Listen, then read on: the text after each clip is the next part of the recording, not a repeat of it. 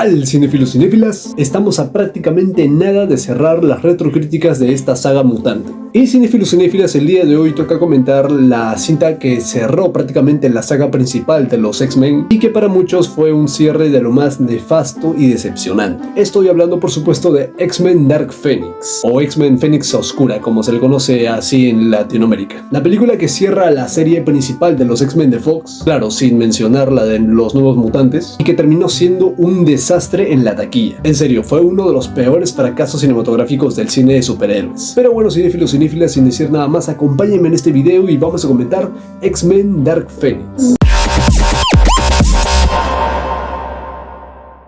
Esta película está situada en los años 90, aparentemente una década después de los eventos de X-Men Apocalipsis. Y la historia está centrada en la mutante miembro de los X-Men, Jean Grey, que por una poderosa fuerza cósmica ha comenzado a perder el control, razón por la cual provoca la división de los X-Men, que ya no saben qué hacer con ella, que se volverá en su más grande enemiga. A ver, sí, la historia de esta película tiene una cantidad enorme de detractores. Para muchos es la peor película de X-Men, pero también tengo que decir que durante la primera mitad de la película hay conceptos rescatables, ya que están poniendo todo sobre la mesa para lo que te van a ofrecer, ya que al principio de la película pues somos testigos de las emociones de Jean Grey ante esta fuerza de lo más colosal, ya que el Fénix es como una fuerza cósmica que por un viaje al espacio de parte de los X-Men cuando se van a rescatar a unos astronautas, pues se adhiere a Jean Grey y la vuelve mucho más poderosa e incontrolable. Como detalle interesante de la historia, en este punto, pues los X-Men y los mutantes han sido ya por fin aceptados. Pero hay mutantes como Mystic que piensan que Charles Xavier pues los expone demasiado al peligro. Y a ver, francamente es cierto, es verdad, pero a ver, son superhéroes, se dedican a eso. Y además también piensan que el profesor está ahí muy cómodo mandando desde su silla. A ver, tampoco es que tenga muchas opciones, no es inválido. Pero en fin, esos son detalles muy interesantes de la historia, aparte del foco principal que está totalmente centrado en Jean Grey. Sophie Turner da una interpretación bastante aceptable de este personaje, junto con los otros actores jóvenes que interpretan a estos jóvenes X-Men, que me parece un cast súper efectivo que me hubiera encantado volver a verlos en futuras películas, pero claro, con una mejor historia que esta. Porque sí, cinéfilos y cinéfilas, la historia en sí de esta película tiene una cantidad de lagunas, pero de lo más enormes. Por una parte tenemos a Jean Grey ya totalmente descontrolada. Los X-Men pues al principio tratan de hacerle entrar en razón, pero ven que es imposible, y todo esto provoca la muerte de Mystique, lo cual serviría como detonante para la división del equipo. Y bueno, entre todos los afectados por esta trágica muerte es Hank McCoy, es Bestia. Él echa la culpa a Charles Xavier por mentirle a Jean sobre lo de su padre que estaba vivo y por suprimir esa ira y su dolor y por no saber lo que podría pasar. Y bueno, el profesor ahí como que está, no, yo no tengo la culpa, no me jodan, así que bye bye. Es que esta versión de Charles Xavier de James McAvoy es mucho más extrovertida. Aunque bueno, en los cómics tampoco es diferente porque en los cómics es un hijo de la chingada. Y bueno, después de este terrible acto pues Jean ya no sabe qué hacer hasta que le va a pedir ayuda a Magneto, pero hasta para Magneto ella está demasiado loca. Tanto así que la echa de su isla, que al principio muchos creíamos que esa isla, esas tierras que están ahí por el mar, donde está Magneto y otros mutantes, podría ser ya el lugar muy conocido de Magneto en los X-Men, que es Genosha. Pero no, en la película ni lo mencionan ni nada. Y bueno, Jean se va por pedido de Magneto, que la echa de ese lugar, y después de eso tenemos a Hank McCoy, que está totalmente separado y enojado con el equipo, que le informa a Magneto sobre Raven y le pide que encuentre a Jean para obtener venganza contra ella. Y sí, la muerte de Mystique de Raven pues le afecta mucho a Eric, a Magneto. Y miren, no me sorprende que Magneto tenga deseos de venganza, pero Hank,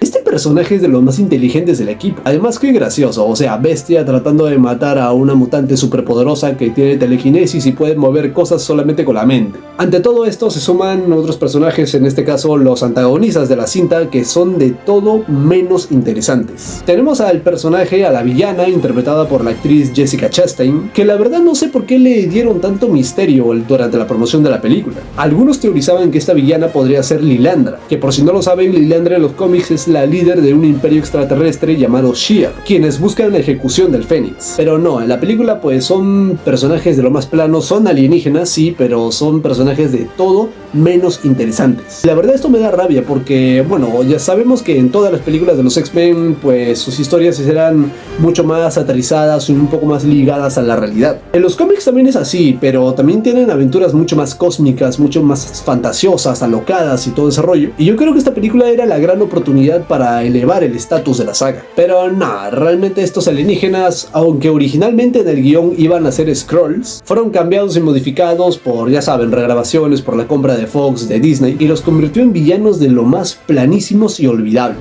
Y sí, esta villana interpretada por Jessica Chastain pues trata de manipular a Jean Grey para que se vuelva en contra de su equipo, mientras que Magneto y Bestia y un pequeño grupo de mutantes, que es una chica calva y un tipo que tiene las trenzas mágicas y largas o algo así, atentan contra Jean Grey por la muerte de Mystique, mientras que Charles Xavier y su equipo de los X-Men tratan de impedirlo. Y mientras vemos a ellos en un enfrentamiento, pues Magneto está frente a Jean Grey, pero Jean Grey pues es mucho más poderosa hasta tal punto que le destruye el casco, y todo ese enfrentamiento pues provocó nuevamente una disrupción de los humanos hacia los mutantes. O sea, los humanos pues otra vez vuelven a ver con malos ojos a los mutantes, y bueno, hasta que un grupo de soldados pues los capturan y tenemos una pelea en un tren, una batalla final en un tren entre los X-Men y estos alienígenas. La verdad debo decir que la batalla final tiene una acción un poco más fluida que en las otras películas de la franquicia, pero es que eso no es suficiente para salvar el desastre que es esta película. Hasta que bueno, Jean recupera la cordura, se enfrenta a la villana y la derrota de la misma manera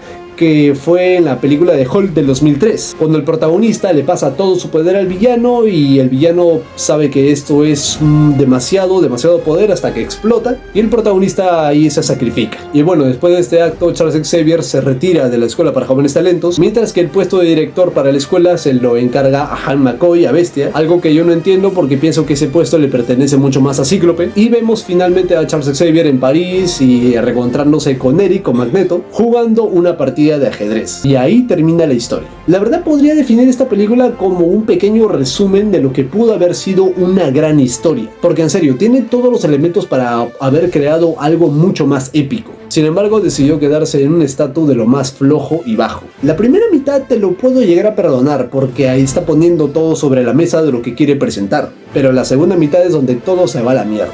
Parece que durante la segunda mitad hasta el clímax de la cinta pues parece que carece de dirección, o sea, no sabe hacia dónde ir. Y cuando la terminas pues tienes esa sensación de que no has visto aparentemente nada. La actriz Sophie Turner como Jean Grey mantiene bastante bien las escenas a las que sale, al igual que Charles Xavier y Magneto, pero los demás te dan bastante igual. Aunque eso sí, hay pequeños destellos de que Cíclope se podría convertir en el líder del equipo, pero el problema es que nada te resulta interesante, ni la acción, ni nada de eso. La villana que interpreta a Jessica Chastain es el personaje más plano que he visto en una cinta de superhéroes. Y los aliens que aparecen ahí pues son muy poco interesantes. Que de hecho creo que en los cómics estos personajes son los Davari. Pero no, cinéfilas, yo hubiera preferido ver 1000 veces al Imperio Shi'ar, que de hecho tiene una subtrama en los cómics muy interesante. Y bueno, si a todo esto le sumamos que la cinta tuvo regrabaciones y que incluso fue hecha casi desde cero por la compra de Fox de parte de Disney, y que hubo cambios y modificaciones en la escritura del guión, en la historia, y no le favorecieron para nada. En general podría decir que X-Men Dark Phoenix es un nuevo intento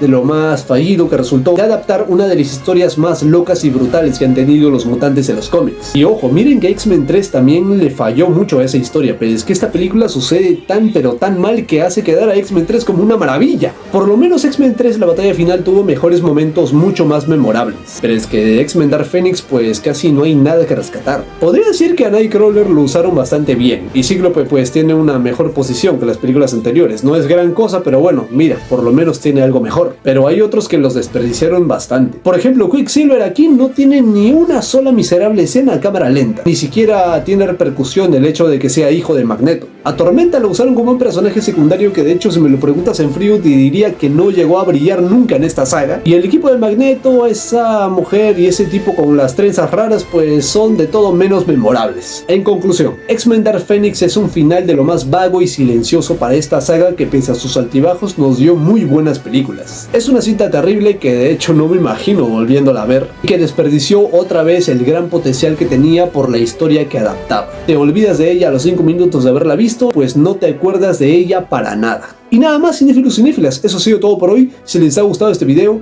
denle like, pongan en los comentarios qué opinan sobre X-Men Dark Phoenix. ¿Les gusta, no les gusta? Comparten mi opinión, la comparten, pongan todo eso y más en los comentarios. Si les gusta este contenido, por favor les invito a suscribirse al canal para no perderse ninguna notificación. Compartan el video con sus amigos, pueden seguirme en mis redes sociales, que de hecho les dejo los links en la descripción como siempre. Y nos vemos en el próximo video. Chao.